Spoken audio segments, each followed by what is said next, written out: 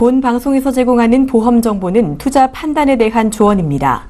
보험, 펀드 등의 가입은 투자자 자신의 판단과 책임에 따라 그 결과가 투자자 본인에게 귀속됨을 양지하시기 바랍니다.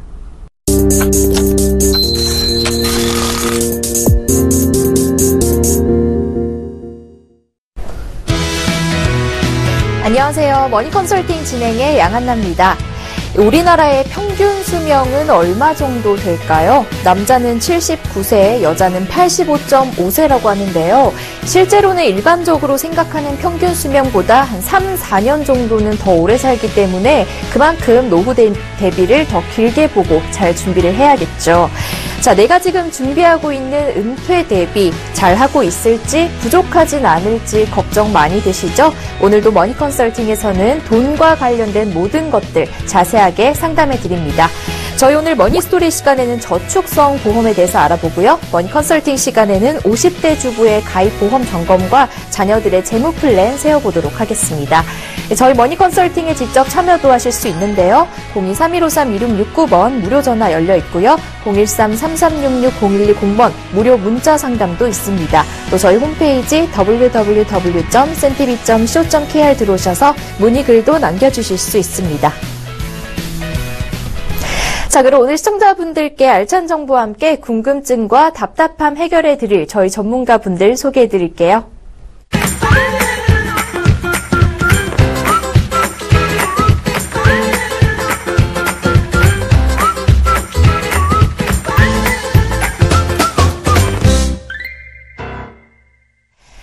먼저 정윤영 전문가께서 금융과 보험에 대해 알아보는 머니스토리 시간 진행해 주실 텐데요. 오늘은 지난 시간에 이어서 이 저축성 보험을 활용하는 기준에 대해서 자세하게 알려주신다고 합니다. 지금 바로 만나보시죠. 네, 안녕하십니까. 지난 시간에는 보장성 보험에 대해서 왜 언제 필요한가 이 부분에 대해서 오늘은 말씀을 드렸는데요. 오늘은 이어서 저축성 보험 왜 언제 필요한가에 대해서 알아볼까 합니다. 자, 보시는 것처럼 저축성 보험 왜 언제 필요한가? 많은 분들이 저축성 보험 대표적인 상품으로는 연금 상품이 있겠고요. 파생 상품으로는 변액 유니버셜이나 변액 연금 보험, 아니면 단기적으로 쓰이는 것들에는 무슨 저축 보험, 연금 저축 보험 여러 가지가 있는데 여러분들은 그게 나에게 얼마나 어떻게 필요한지 고민하고 가입하셨는지, 아니면 그 상품만 보고 좋은 거 아닌가? 이렇게 해서 가입하셨는지 한번 되 물어보고 싶은데요. 많은 분들이 이 상품 어때? 라고 물어보시는데 사실은 나에게 어떤 상품이 맞나? 라고 물어보시는 게 정답이라고 저는 생각을 하는데, 그렇다면 어떻게든 저축보험은 필요한 상태가 될 수도 있고, 그럼 이 저축보험은 언제 필요한지, 또 왜 필요한지 이 부분을 알아야 그럼 나도 저축보험을 활용해 볼까? 라는 생각을 하실 것 같아서 오늘은 이 부분에 대해서 좀 말씀을 드릴까 합니다. 자, 저축보험 왜 필요할까요? 많은 분들이 상품만 보고 가입하시는데 저축보험의 필요성을 먼저 알고 거기에 적합한 상품인지를 판단하고 나서 가입하시는 게 중요한데요. 첫 번째, 저축보험이 필요한 이유는 지금 현재 시장 상황인 저금리 때문에 그렇습니다. 저희가 몇 번 방송에서도 말씀을 드렸는데 보험사에서 취급하는 저축성 보험의 특징이 항상 은행, 적금 또는 예금의 금리보다 1에서 1.5% 정도 더 높은 금리를 드리죠. 또한 은행에서는 취급하지 않는 복리를 적용시켜 드립니다. 다만 사업비라는 구조가 있기 때문에 짧게 2, 3년 안에 큰 수익을 바라볼 수는 없지만 5년에서 7년 이상의 중장기 상품이라고 그러면 지금 말씀드린 저금리에 대안으로 적합하다. 주의하실 건 단기 1년, 2년, 3년 안에는 은행의 예적금과 크게 차이가 없다. 이 부분만 고려해 주셨으면 좋겠고요. 두 번째는 수익률 관리가 된다는 겁니다. 이게 보험이기 때문에 가능한데요. 아마 증권사나 은행에 가서 펀드나 이런 가입 문의를 하셨을 때 잘 보면 내가 이 돈을 몇 년 동안 투자를 할 건데 나중에 얼마나 돈이 불어날까요? 라고 물어보신다면 아마 어디서든지 답을 드릴 수가 없을 겁니다. 투자는 예측을 하는 것이지 목표에서 달성에 딱 이 정도 됩니다라고 확정을 지을 수가 없어요. 원금 손실의 위험도 당연히 있고요. 그런데 보험은 중장기적으로 미래의 비전이고 또한 단순 저축이 아니라 모든 저축성이든 어떤 연금이든 변액 유니버셜이든 모든 사망보장이 일부 달려 있습니다. 그래서 반드시 받아야 될 금액이기 때문에 이 정도 수익이 나면 내가 미래에 얼마를 받을 수 있는지 예측을 할 수가 있어야 되죠. 그러다 보니 투자 상품 중에 유일하게 변액유니버셜이나 변액연금보험 같은 경우는 몇 % 수익이 나면 얼마 정도 받을 수 있습니다라고 가입 설계서를 통해서 보여드릴 수가 있습니다. 다시 말하면 반드시 받아야 되는 금액이기 때문에 그로 인한 수익률 저하를 막기 위해서 펀드 변경, 중도 인출, 약관 대출 여러 가지 기능을 부과를 해드린 거죠. 투자 상품이지만 위험 관리가 가능한 유일한 상품이다. 이렇게 말씀드리고 싶고요. 자, 그렇다면 저축성 보험은 어디에 필요할까? 많은 분들이 저축성 보험을 쓰시는 이유는 가입하시고 활용하시는 이유겠죠. 첫 번째가 바로 노후 자금입니다. 대표적인 상품이 연금 보험이 되겠죠. 물론 연금 저축 보험도 있고요. 변액 유니버셜 보험, 변액 연금 다 있지만 아주 기본적인 대표적인 상품은 연금 보험이 될 겁니다. 아까 말씀드린 대로 복리, 또 은행보다 높은 금리를 활용하고요. 또한 적립금이 쌓여서 연금을 지급할 때 일반적으로 증권사나 은행에서 지급하는 일반 단순형 연금은 내가 쌓여있는 적립금을 내가 받는 기간으로 나누어서 그만큼만 내가 받습니다. 그런데 대표적인 생명보험사의 연금보험을 종신형으로 받게 되면 내가 쌓여있는 금액에 내가 받는 동안 매달 이자가 지급이 되고 그러면서도 내가 또 중간에 꺼내 쓸 수가 있는 거죠. 꺼내 쓴과 동시에 이자가 같이 부리가 된다는 뜻입니다. 그렇기 때문에 똑같은 적립금이 쌓여있더라도 더 많은 금액을 받을 수가 있죠. 그래서 저금리에 대항하면서 복리 효과를 받을 수 있다. 그래서 노후 준비에 가장 많이 쓰인다라고 말씀드릴 수가 있고요. 두 번째가 바로 중장기 목돈 마련입니다. 특히 납입 기간이 길거나 오히려 더 효과를 보기 위해서 납입 기간을 짧게 거치기에는 길게 하면 일반적인 예적금보다도 훨씬 더 안정적인 이자를 받을 수가 있기 때문에 오히려 중장기에 많이 쓰시고요. 마지막으로 목돈 재테크입니다. 목돈이 들어가게 되면 그 다음날부터 바로 복리가 적용이 되고요. 또 은행 금리보다 높은 금리를 적용받으면서 또 하나는 변액 상품 같은 경우는 투자 수익률 위험 관리가 가능하죠.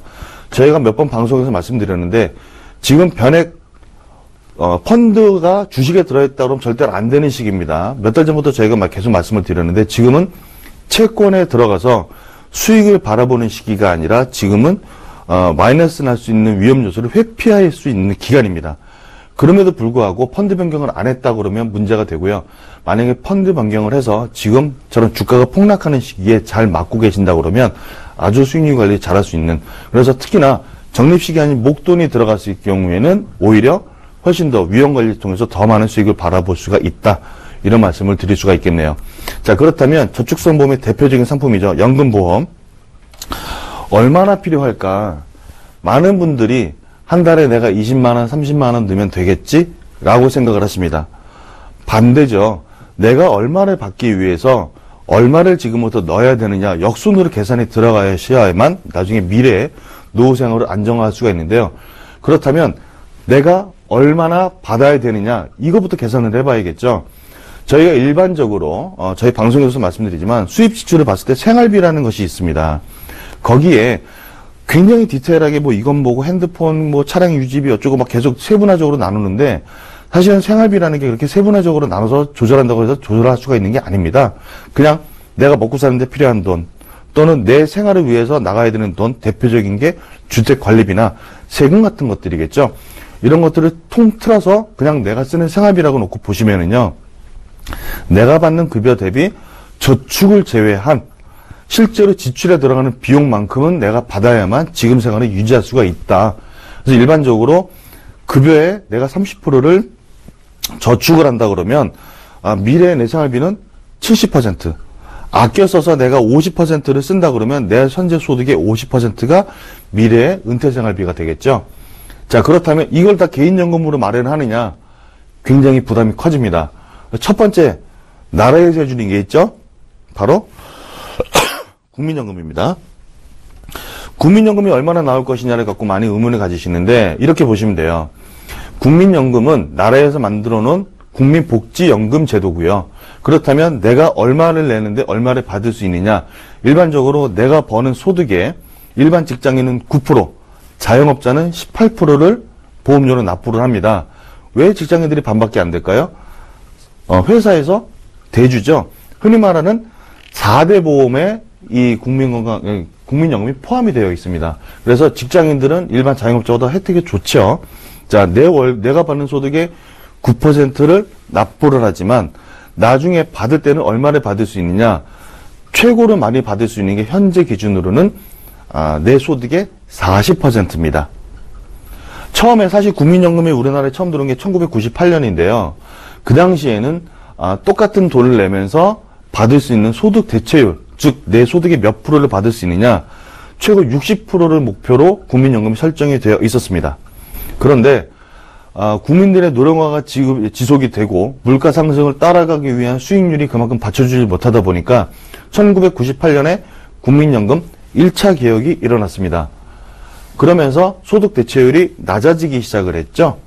그래서 지금 그 당시 비교해서 현재 지금 1차 때 70%고 제가 말을 잘못했네요. 1988년에 소득 대체율 70%였고요.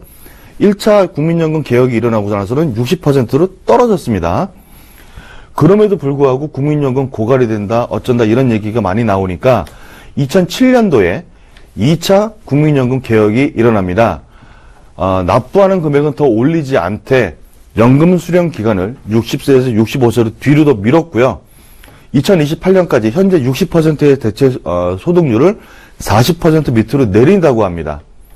그러면 내가 평생 동안 받았던 월 평균 급여가 예를 들어 300이었다라고 가정한다 그러면 국민연금으로 받을 수 있는 금액은 총 120만 원 정도를 받을 수 있겠다.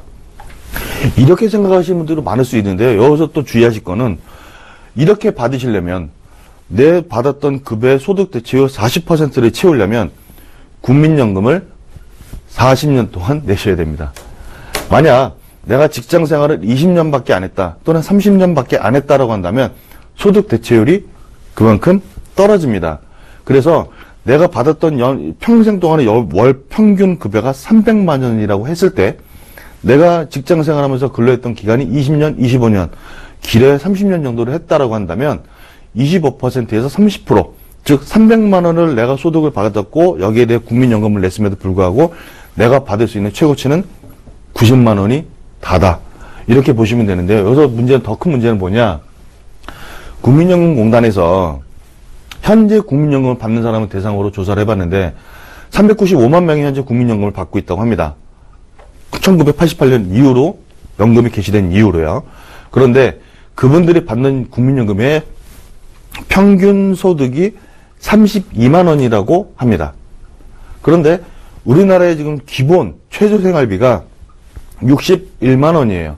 그렇다면 국민연금으로 받아도 우리나라 사람들이 살아야 될 최저생계비 61만 원보다도 절반 수준도 못 미치는 금액을 받는 거죠. 그러다 보니 국민연금 하나만 갖고는 답이 안 나온다. 그래서 강제적으로 요즘에 뭘 실시하죠? 바로 퇴직연금을 실시합니다. 예전에는 내가 받았던 급여를 정산을 해서 회사를 그만둘 때 대부분 퇴직금을 일시불로 주고 끝내는데 그렇게 되다 보면 노후가 불안하다. 그래서 강제로 퇴직연금을 열었죠. 현재 이 퇴직연금은 소득 대체율이 15%입니다. 이것도 수익이 정상적으로 났을 때입니다. 수익이 안 나면 현재 10%에서 많게는 20%까지 볼 수 있다라고 가정을 하고 있는데요.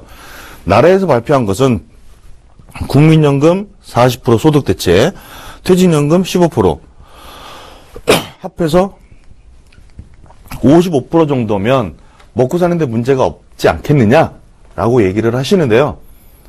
최대치입니다. 40년 동안 국민연금 내야 40% 받을 수 있어요. 지금 기준입니다. 그런데 만약에 수익률이 떨어지거나 또는 국민연금이 부족하게 되면 당연히 받는 금액은 더 떨어지겠죠. 이 부족한 부분을 메꾸는 게 바로 개인연금입니다. 그렇다면 내가 얼마를 받고 얼마가 부족하고 이 계산이 나오겠죠. 그걸 갖고 내가 얼마가 필요한지 그러려면 지금부터 얼마를 납부해야 되고 납부할 금액이 부족하다 그러면 수익률을 올릴 수 있는 변액상품으로 좀 더 공격적으로 움직여야 되는 그런 기준을 갖고 봤을 때 내가 연금보험으로 가져갈 것이냐 변액상품으로 가져갈 것이냐 또는 변액 유니버셜로 가져갈 것이냐. 저축성 보험 상품으로 보지 마시고 이런 식으로 내가 어떤 상품에 어떻게 필요한지를 판단하시고 나서 상품을 고르는 것 그게 가장 중요하고 나중에도 후회가 없다. 이런 말씀을 꼭 드리고 싶고요. 저축보험 한번 가입하고 끝까지 가시면 좋겠지만 중간에 해지하면 큰 손해를 볼 수 있으니까요. 가능하면 신중을 기해서 가입하시고 꾸준히 유지해 주셨으면 좋겠습니다. 이상으로 마치겠습니다.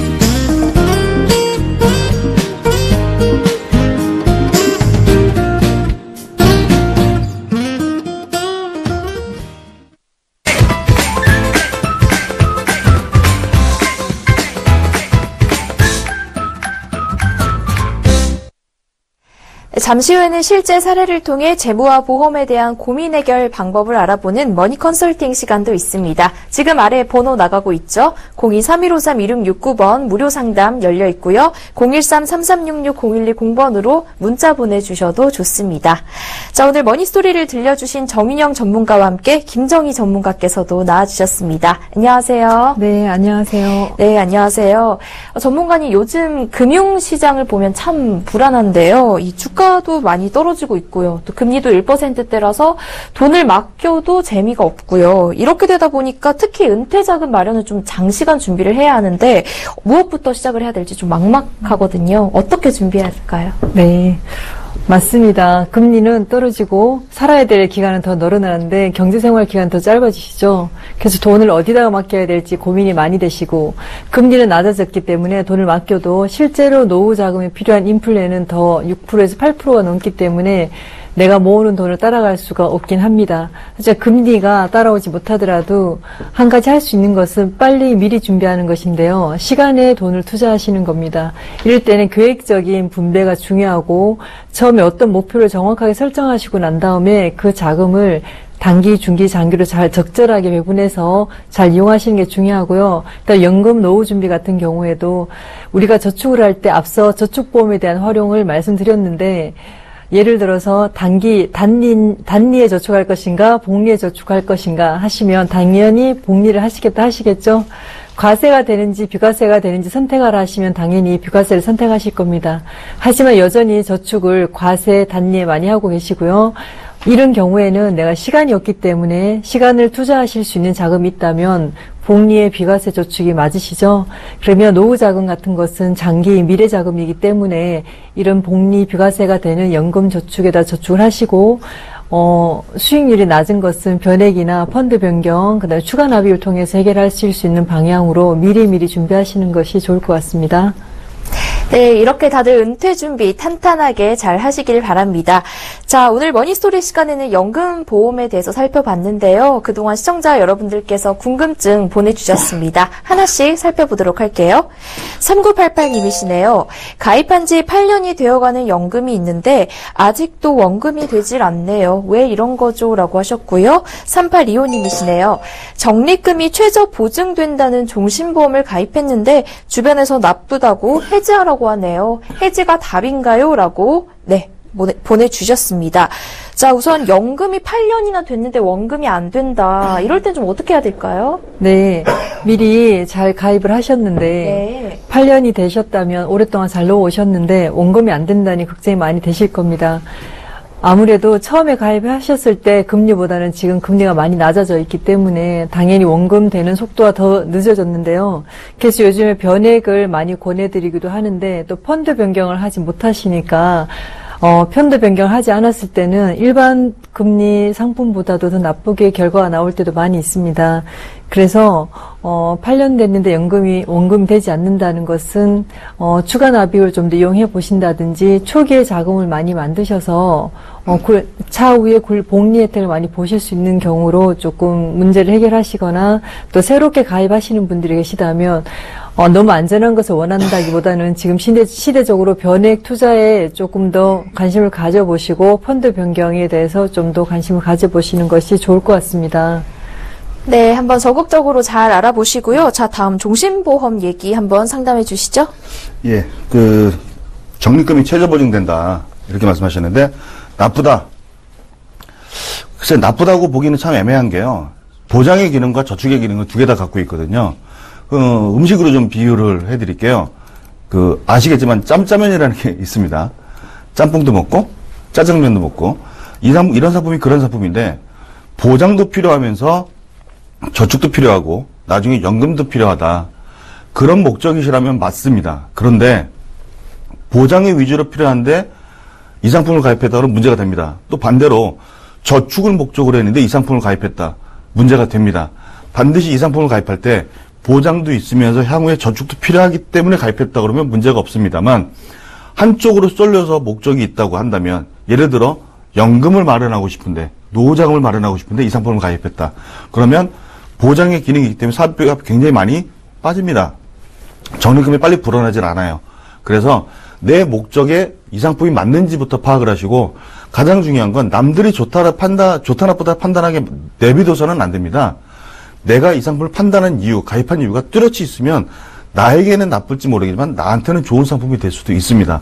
그 점을 먼저 생각하시고, 남의 말에 휘둘려서 만약에 보험 이런 상품을 가입하셨다 하면 아예 가입부터 잘못된 상품이다. 오히려 더 늦기 전에 한 번 더 재점검을 받아보시고, 그럼에도 불구하고 나에게 맞다라고 판단이 된다면 유지를 하시는 게 좋은데, 정확하게 점검을 받아봤는데 이게 잘못 가입했나라고 의심이 드신다면 처음으로 돌아가서 다시 한번 점검을 받는 게 중요하다. 이런 말씀을 좀 드리고 싶습니다.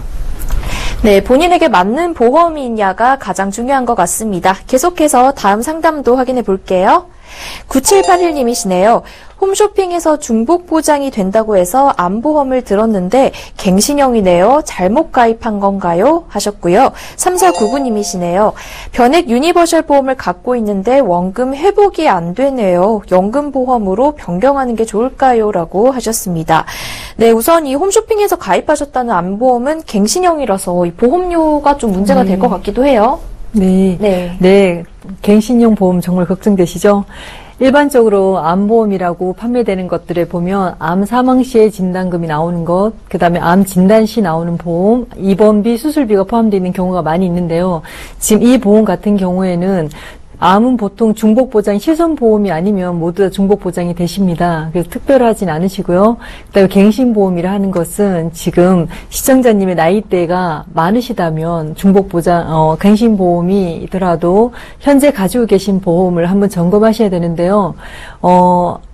우리가 생각하는 암 보장이라는 것은 그냥 꼭 암보험이 아니라 기존에 가지고 계신 일반 입원 수술, 그 다음에 이제 질병 후유 장애 같은 것, 이런 것들에 대해서도 암 보장이 다 포함되어 있습니다.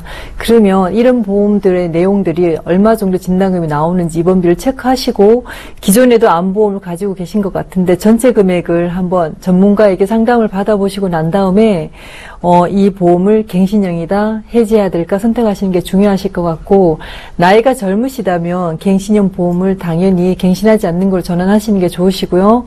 나이가 많으신 분은 그냥 확률이 높기 때문에 갱신형 보험이 기존 보장이 작다고 하면 그냥 유지하시는 것도 괜찮으신 해답인 것 같습니다.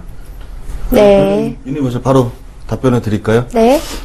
일단은 제가 개인적으로 감기에 좀 걸려서 자꾸 방송 중에 기침을 하고 있습니다. 우리 시청자님 듣기 좀 불편하실 텐데 정말 죄송하고요. 시청자님들 감기 조심하시기 바라겠고요. 변액 유니버설 보험 갖고 있는데 원금 보장이 안 되고 있고 원금 도달도 안 되고 있다.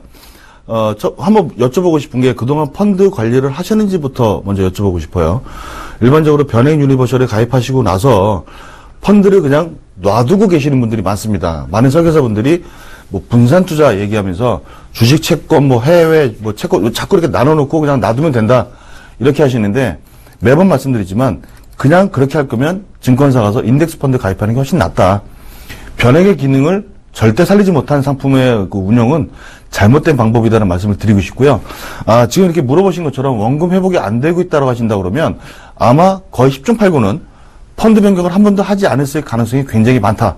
또는 펀드 변경을 하지 않더라도 주가가 떨어졌을 때 추가 납입을 활용하면서 적극적으로 수익률의 관리를 해서 도전을 하셨어야 되는데 그냥 매달 빠져나가는 보험료, 보장성 보험료처럼 그냥 나가는구나.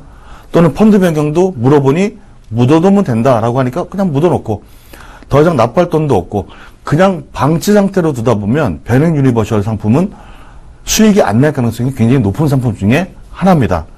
반드시 펀드 변경을 한번 해보셨는지 스스로 한번 확인해 볼 필요가 있고요. 또 하나는 내가 못한다고 한다면 설계사나 담당자한테 물어봐서 펀드 변경을 어떻게 해야 되는지 정확하게 한번 관리를 받으시고 배우셔야만 이 변액 유니버셜 상품은 더 공격적으로 운영할 수가 있고요.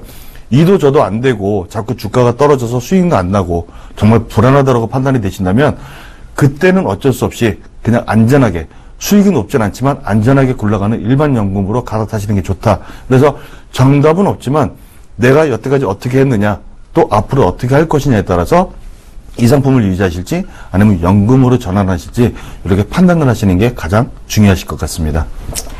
네, 이렇게 시청자분들의 Q&A도 해결해 봤습니다. 저희 오늘 재무와 보험 상담 계속해서 해드릴 텐데요. 언제든지 연락 주셔도 좋습니다. 02-3153-2669번 전화 주시고요. 013-3366-0110번으로 문자 상담 보내주셔도 좋습니다. 자, 다음은 수입 지출 관리부터 어떻게 하면 더 나은 재테크를 할 수 있을지 사례를 통해 살펴보는 재무와 보험 컨설팅 시간입니다. 오늘 사례자님 상담 살펴보시죠. 안녕하세요. 50대 주부입니다. 교직 생활을 하다가 얼마 전에 은퇴를 했어요. 연금으로 생활비는 문제가 없고요. 제가 문의를 드리고 싶은 부분은 그동안 무관심했던 우리 가족의 보장성 보험을 보다가 문제가 있어 보여서 점검이 필요할 듯합니다. 그리고 아이들이 곧 있으면 직장 생활을 시작할 텐데 집 마련과 노후 준비를 어떻게 해야 할지 계획을 세울 필요가 있을 것 같네요. 네, 50대 주부님이 보내주신 사연입니다. 가족들의 보장성 보험을 점검해보고 이제 직장 생활을 시작하게 된 아이들의 노후 준비와 집 마련을 벌써부터 이렇게 준비를 해주고 싶어 하시는 것 같은데요. 어떤 상황이셨는지 자세하게 살펴보죠. 네. 이제 교직 생활을 하시고 은퇴를 하시면서 경제권이 이제 자녀에게 넘어가는 상황인데요. 은퇴를 하시면서 사학연금이 준비되어 있기 때문에 아무래도 자녀가 노후 대비를 하는 것에 더 관심이 많으셨고요. 그다음에 자녀가 이제 사회 초년생으로 독립을 하게 되면서 자기의 보장성 보험을 가져가야 되기 때문에 보장성 보험 점검을 의뢰하셨습니다. 그리고 두 번째로 자녀의 재테크 계획도 함께 의뢰를 하셨네요. 네. 네, 두 가지로 정리를 해볼 수 있을 것 같습니다. 보장성 보험 점검과 자녀들의 재테크 계획을 세워주고 싶으신 것 같아요. 자, 그럼 우선 보험 점검부터 해봐야 할 것 같은데요. 이 가족분들 어떤 보험 갖고 계셨는지 하나씩 살펴보죠. 네. 먼저 가족들의 보험부터 알아보시겠습니다. 이 가족의 보험가입 현황에서는 보시면 예전에 오랫동안 유지한 보험들이 많았었는데요. M사의 종신보험 12만 8천 원, M사의 종신보험 추가로 2만 6천 원 가입하셨고요. S사의 건강보험 3만 7천 원 들어 있습니다. 그 다음에 실손보험으로 4만 9천 원 내고 계셨고 최근에 가입한 간병보험 4만 3천 원 그리고 운전자 보험이 1만 3천 원이 어머니께 가입되셨습니다. 그리고 자녀 25세 자녀는 주로 우체국 보험에 가입을 하였는데요. 우체국 암보험으로 1만 7천 원, 건강보험 7만 4천 원, 건강보험도 3만 1천 원이 추가 가입되어 있고요. 실손보험으로 S사의 갱신형으로 6만 원을 가지고 있었습니다. 자녀 22세 마찬가지로 예전에 가입한 M사 변액 유니버셜 종신 9만 1천 원을 가입하였고요. S사의 실손보험 4만 원이 가입되었어서 전부 61만 원의 보험료를 납입하고 계셨네요. 네. 네, 이 가족 세 분이서 61만 원 정도의 보험을 가입을 하고 계신데 보니까 사례자님과 첫 번째 자녀분은 좀 가입하신 보험이 다양하고 좀 복잡해 보이거든요. 보장 내용은 어떻게 됐나요? 네. 복잡해 보이는데 많은 분들이 보험 증권을 가지고 오셔서 의뢰를 하는데 문제가 있는 보험들이 생각보다 상당히 많습니다. 하지만 이분 같은 경우에는 노후 준비도 되어 있고 의외로 보험이 조목조목 잘 들어 계셨는데요. 문제되는 건 최근에 들었던 간병비 보험이 가장 문제가 되는 것 같았고, 다른 부분들은 이제 노후 준비를 앞두고 있기 때문에 추가 보험을 가입한다는 것보다는 기존 보장을 잘 유지하는 것이 중요한 것 같았습니다. 일단, 일반 사망보험금이 3,100만 원 가입되어 계시고, 뇌졸중으로 4,500만 원, 예전 보험이라 뇌출혈, 뇌경색 부분이 다 들어가 계셨고요. 심근경색으로 2천만 원이 들어 있습니다. 그리고 실손 보장 100세까지 5천만 원에 30만 원 보장 받으시고, 암보험이 추가로 2,500만 원 들어 계시고, 여성 특정암으로 2천만 원 보장이 되어 있습니다. 간병비 보장을 보셨고요. 그 다음에 자녀 보장으로는 한번 보시면 일반 사망으로 4천만 원이 가입되어 있는데 자녀도 마찬가지로 암진단 3천만 원, 뇌출혈 3천만 원, 실손 의료비 들어있고 고액암이 5천만 원 진단이 되어 있습니다. 급성 심근경색 3천만 원, 일반 입원 수술비 가입되어 있는데 이 아드님 같은 경우에는 중복보장으로 생명보험, 우체국 보험에 많이 가입되어 있어서 이 부분을 좀 더 정리하기로 했고요. 자녀 두 번째 자녀의 보험을 보시면 일반 사망보험은 9천만 원에 가입이 되어 있어서 사망보험이 조금 많은 것 같죠. 암진단비 3천만 원, 예전 상품이라 암진단비에 암 입원 수술 보장이 굉장히 크게 들어가 있었고요. 뇌출혈 2천만 원, 심근경색 2천만 원, 일반 입원 수술비까지 해서 실손보험으로 5천에 30만 원 가입이 되어 있습니다. 네. 네, 이렇게 보장 내용도 하나씩 세세하게 살펴봤는데요. 이 보장 중에서 좀 문제가 되는 부분은 삭제를 해주시고 또 추가 보완해 주셨을 것 같은데 어떻게 리모델링 해주셨나요? 네.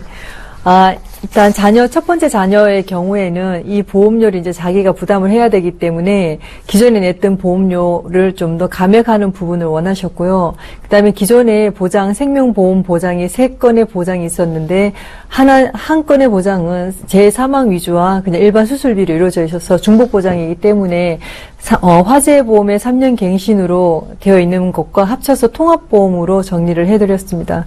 그래서 가족력이 일단은 뇌출혈 쪽으로 뇌경색 쪽으로 가족력이 있어서 새로 가입하는 보험에는 뇌졸중으로 손해보험회사에 생명보험에서 보장이 되지 않는 뇌졸중 분야로 해서 1,000만 원을 좀 더 추가로 해가지고 암진단은 그대로 3천만 원, 뇌출혈 2천만 원에 뇌졸중 1,000만 원을 부과를 하였고요. 심근경색 2천만 원 하고 실손보험료 5천에 30을 100세로 보장을 해서 전환을 하였습니다. 그리고 일반 입원 수술비는 기존의 보장을 유지하는 걸로 했는데요.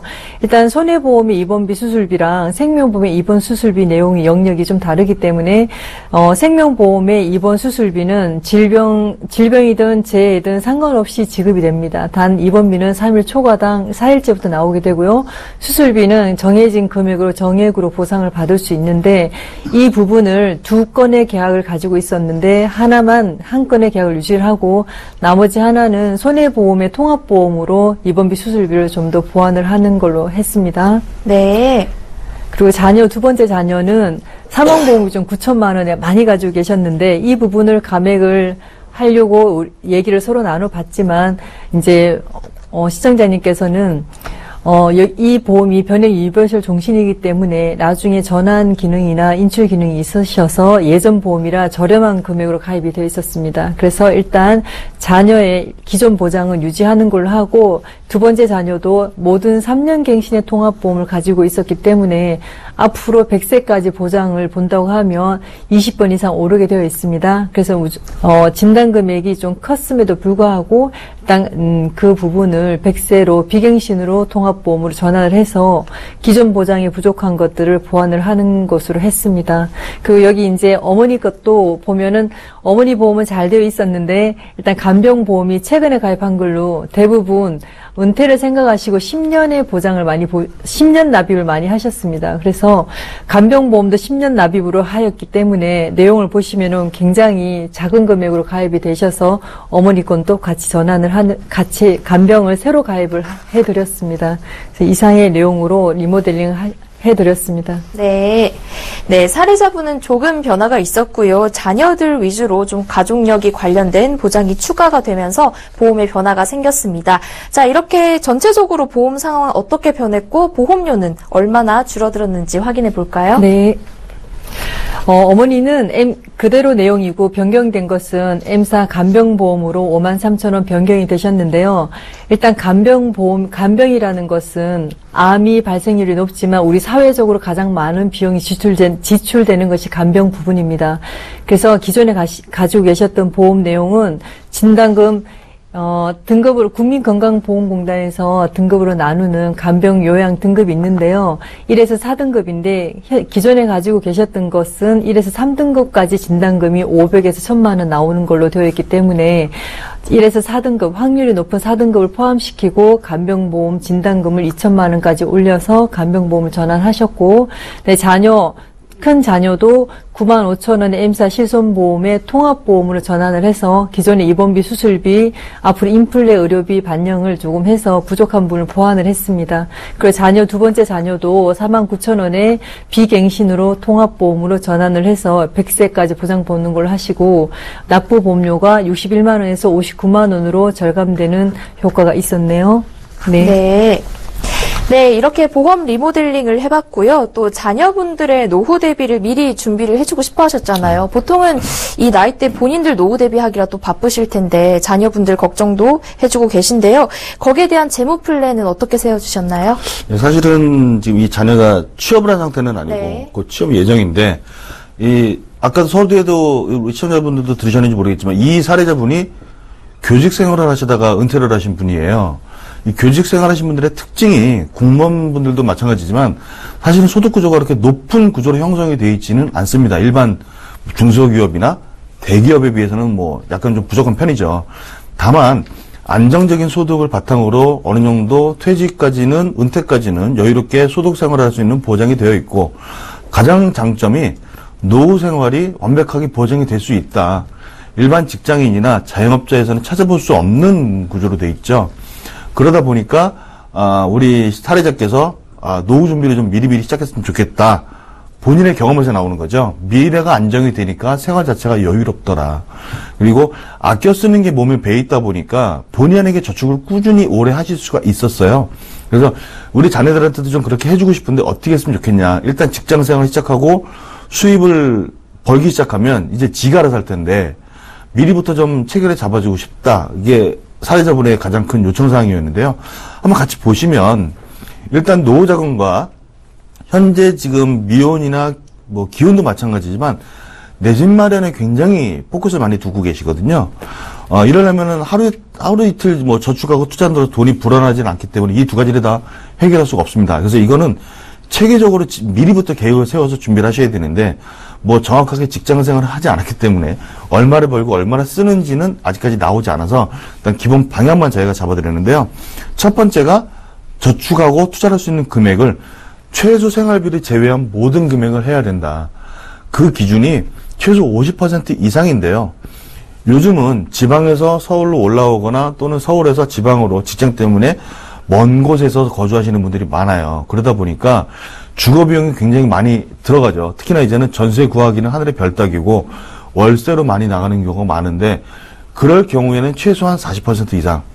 그렇지 않은 경우 주거가 어느 정도 안정이 되어 있고 부모님과 같이 살면서 주거에 대한 비용이 부담이 되지 않는다면 최소한 70% 이상은 저축을 해야 된다. 다만 소득 수준에 따라 틀리다는 건 좀 아셨으면 좋겠어요. 내가 200을 버는 것과 500을 버는 것과는 천지 차이입니다. 200을 버는 사람이 50%를 쓴다 그러면 100만 원만 지출을 하고 100만 원만 저축한다는 얘기인데 500만 원을 버는 사람이 50%를 지출한다는 얘기는 월 250을 지출한다는 얘기고요. 주 5일째 근무로 한 달에 20일을 근무할 경우 하루에 10만 원씩 써야 이 금액을 쓸 수가 있습니다. 과다 지출이 되겠죠. 그래서 퍼센테이지로 정하는 것도 물론 어느 정도 가이드를 잡을 수 있지만 일단은 내 소득이 얼마인지 그리고 내가 한 달에 나가는 비용 평상시 매달 얼마 정도 매일 얼마 정도 나간지를 먼저 계산을 해보고 이 정도에서 내 지출이 어느 정도 통제가 가능하다라는 어느 정도의 금액이 나오면 나머지는 꾸준히 저축을 하는 게 중요하다. 근데 그 기준을 어떻게 잡기가 애매해서 일단은 제가 보여드린 건 50% 이상은 그래도 저축을 해야만 미혼일 때, 그리고 내가 주택이 없이 부모님께 속된 말로 얹혀 살아도 지출을 줄일 수 있는 시기이기 때문에 최소한 50% 이상은 저축을 해야 된다. 이런 말씀을 드렸고요. 두 번째는 바로 노후자금인데, 이 부분은 교직 생활을 해서 노후자금이 안정화되어 있는 사례자분의 강력한 뜻인데, 어떻게 보면 제가 권해드리기보다는 우리 사례자분께서 아드님 또는 따님에게 미리부터 약간 세뇌 교육을 좀 하셨던 부분인데요. 많은 금액을 할 수가 없습니다. 사실은 요즘에는. 들어간 돈들이 워낙 많아요. 그래서 작은 금액이지만 꾸준히 모으고 최소 10% 이상이라고 제가 해놨는데, 현재 직장 생활을 처음 시작할 때 내 소득이 200만 원이라고 한다고 했을 때 최소 20만 원은 저축을 하셔야 되는데, 시간이 지나서 내 급여가 올라가게 되면 최소한 임금 상승률만큼은 내 노후자금을 위해서 조금 더 돈을 넣어야 된다. 그래야만 노후자금이 만들어진다. 내가 20만 원 했으니까 20만 원 끝날 때까지 끝.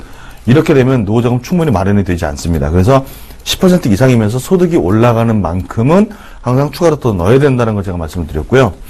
마지막으로 주택 마련 자금인데, 많은 분들이 이 부분을 꼭 기억해 주셨으면 좋겠어요. 내가 얼마를 쓰고 이 정도 금액은 내가 집 마련을 해서 써야지 저축을 하십니다. 그리고 사고 싶을 때 사세요. 부족 자금을 어떻게 하시나요? 많은 분들이 다 대출을 받습니다. 그런데 LTV, DTI 기준이 있지만 더 중요한 건 부채에 너무 많은 비중이 들어가다 보면 내 모든 현금 흐름이 깨져버립니다. 버는 돈이 족족 집으로 들어가게 돼요. 첫 번째, 사회생활을 처음 시작하신 분들한테 꼭 말씀드리고 싶은 건, 내가 소득의 30%든 50%든 그 금액을 내가 일정하게 내 집 마련을 위해서 투자를 한다고 하신다면, 대출을 받고 집을 사더라도 대출 상환 금액 바뀌었죠. 올해부터 원리금 균등상으로 바뀌었습니다. 예전에 1억을 대출 받으면 30만 원만 내면 되는 돈이 지금은 월 100만 원을 내야 돼요. 1억이 굉장히 큰 부담으로 다가오죠. 내가 100만 원을 저축을 할 수 있다라고 한다면 대출을 받을 때도 원리금 균등 상환을 먼저 계산을 해보고, 1억까지만 내가 대출을 받아야겠다. 그렇다면 내가 모은 자산, 그리고 내 대출을 받을 수 있는 한도를 계산을 해서 집을 사는 게 나중에 무리가 없다. 이번에 살 때 처음부터 좀 제대로 된 걸 사자. 대출이 좀 무리하더라도 그냥 가자. 라고 했을 경우에 모든 수입 지출이 망가지기 때문에 이 부분에 반드시 고려해 주셨으면 좋겠고, 그 첫 번째가 내가 이 집을 사기 위해서 내가 한 달에 이 정도 금액을 넣겠다. 대출 상환 금액은 절대로 그 금액을 넘어가서는 안 된다. 이 부분만 기억하신다 그러면 나중에 현금 흐름이 부족해서 추가로 대출을 받거나 또 대출을 부르고 카드 돌려막기를 하고 1금융권에서 안 되니까 2금융권, 3금융권까지 내려가는 이런 폐해를 막으실 수가 있습니다. 다시 말하면 하우스푸어가 되지 마십시오. 이런 말씀을 꼭 드리고 싶고요. 처음부터 이 자금은 주택 마련, 이 자금은 노후자금, 이렇게 계획적으로 들어가야만 나중에 재무 목표를 달성할 수 있다. 이런 방향을 저희가 잡아드렸습니다. 네, 이렇게 많은 분들이 재테크를 성공하기 위해서 평소에 계획도 꼼꼼히 세워보기도 하고 열심히 저축도 하시고 또 조금이라도 더 좋은 상품을 가입하기 위해서 노력들 많이 하실 텐데요. 이런 분들 위해서 좀 도움이 될 만한 팁이 있다면 김정희 전문가께서 알려주시죠. 네. 다 열심히 사시고 열심히 저축을 하시는데 얼마가 있어야 되면 부자일까요? 얼마나 모으고 싶으세요? 첫 번째 단계는 무조건 열심히 살고 열심히 모으고 아껴 쓰고 더 많이 일하는 것이 중요한 것이 아니라 내가 원하는 목표를 지금 설정하시는 것이 중요하신데요. 모든 인생에 반드시 필요한 자금이 있습니다. 생활비, 교육비, 주택자금, 노후자금, 또 한 가지 긴급한 자금들이 있는데요. 목표 설정을 잘 하시고 긴급한 자금들은 단기 자금 저축에 CMS나 이런 곳에 모아두시고 정확한 목표를 설정하시고 난 다음에 시간에 투자할 수 있는 돈은 투자하고 그다음에 급한 돈은 급한 대로 중기, 장기, 단기를 잘 나눠서 먼저 배분을 하시는 게 가장 중요한 것 같습니다. 그 다음에 경제적 EQ를 높이시기 위해서 개인적으로 노력을 하시고 전문가의 도움을 받는 것이 가장 중요한 것 같습니다. 네, 요즘과 같이 저금리에다 마땅한 투자처가 없는 시대에는 재무상담 통해서 자신의 투자 성향과 재무 목표 정확히 알아보시고 거기에 맞는 재테크를 하시는 게 가장 현명한 방법일 것 같습니다. 저희 머니컨설팅에서 제공하는 정보는 투자 판단에 대한 조언일 뿐 해당 상품의 가치와 수익률은 보장하지 않습니다. 현명하게 선택하셔서 투자하시길 바랍니다. 자, 다음은 실시간 상담 시간 준비되어 있는데요. 지금 바로 연락 주시면 참여 가능하십니다. 02-3153-1669번으로 전화 주시고요. 013-3366-0110번으로 문자 보내주셔도 좋습니다. 자, 그럼 오늘 컨설팅 사례 정리해보고요. 실시간 상담 이어가겠습니다.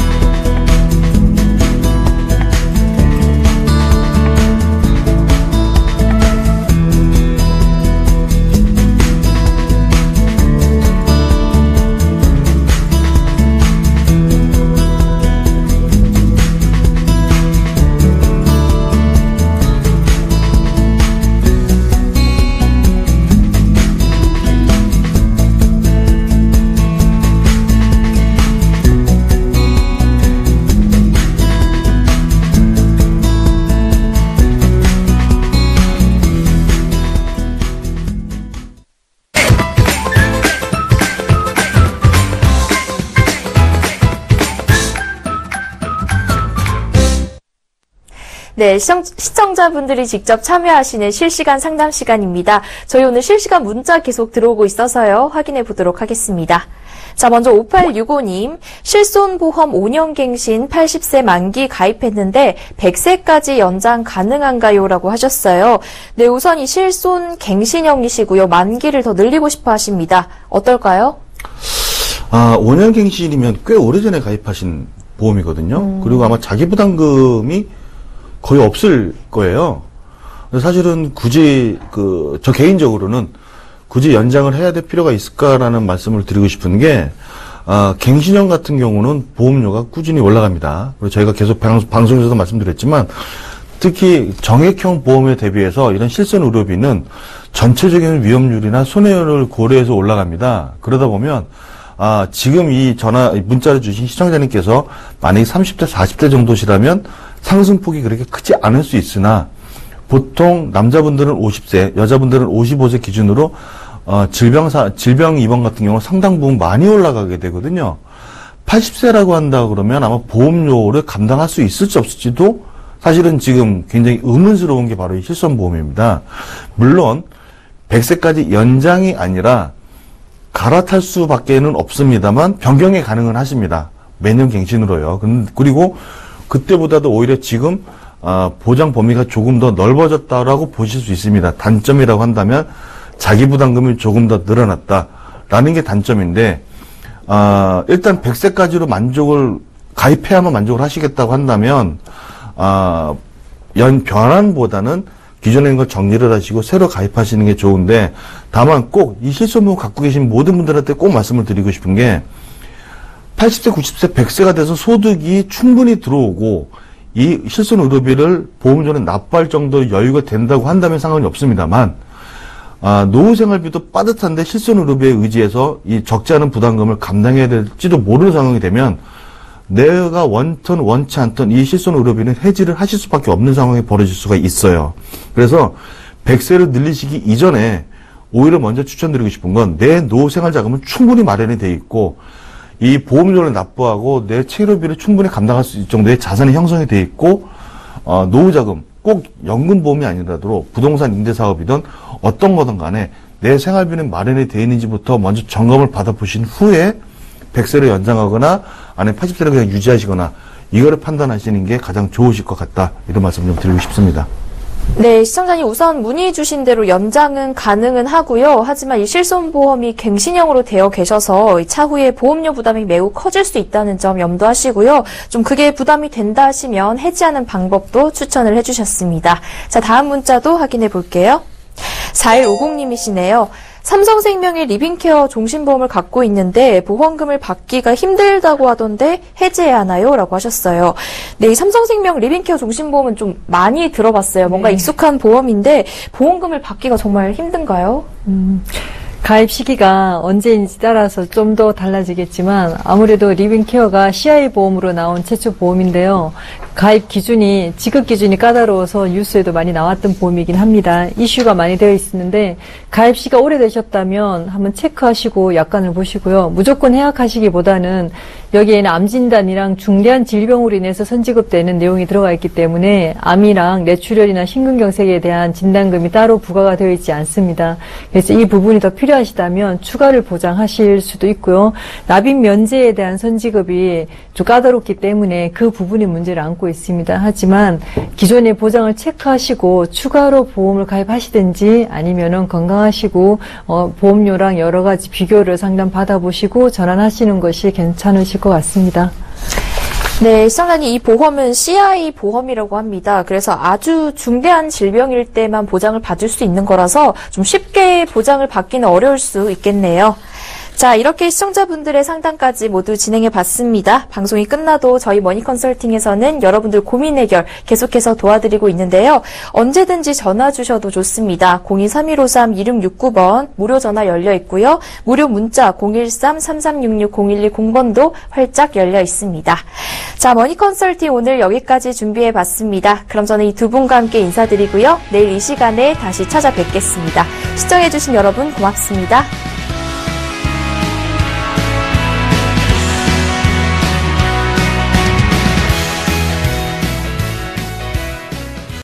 본 방송에서 제공하는 보험 정보는 투자 판단에 대한 조언입니다.